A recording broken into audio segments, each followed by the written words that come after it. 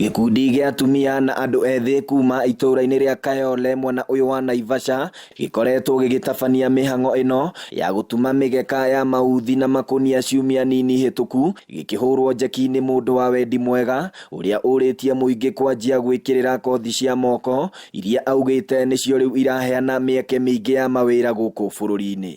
Mati ici ciĩna material very simple, tondũ mũndũ wothe ũrenda gũtuma rĩ okaga na gakonia empty ka 25 kgs na ithuĩ tũkamũprovidera na crochet na uthi.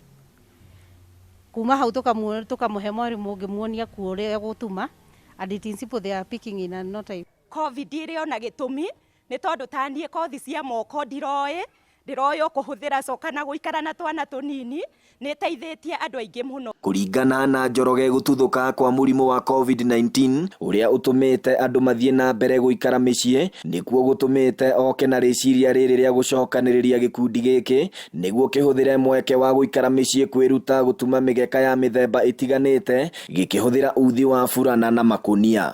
Koguo no njũrie thirikari one gĩturainaga kĩheaga wana yuthi wĩra ona tũkothi tũtũ tũnini mamahe tũkothi tũtũ tũnini nĩgetha mahote gwĩteithia.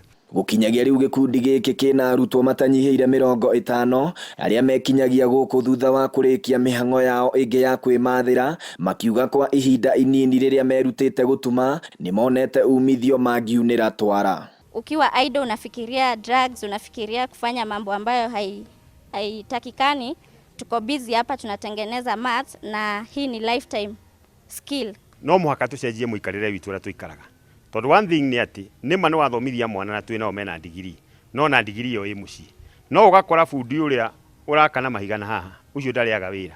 Nĩ ndĩrakena tondũ ona niĩ rĩrĩa ndĩratuma mwana ũcio nĩ arona mamu wao angĩkorwo ena kĩo onake nĩ ekũgĩa na kĩo maita maingĩ nĩgetha onake mũtũrĩre wake hĩndĩ ĩrĩa arĩkorwo arĩ mũkũrũ ta niĩ akahota gũthiĩ na mbere. Kuona nĩ gĩkundi kĩerũ harĩ ũtumi ũyũ, amemba maugĩte mena mwĩhoko wa wĩra ũyũ gũkanagĩa mĩri nĩguo mahote gũtuma mũigana mũnene wacio na magacoka kwendia makona mbeca cia kwĩhũra njeki mũtũrĩre-inĩ. Na rĩu mati ici nĩ igũkorwo cigĩtũteithia na nĩ ikũgũrwo mũno nĩ tondũ nĩ tũbundithĩtio na tũkamenya gũtuma biũ.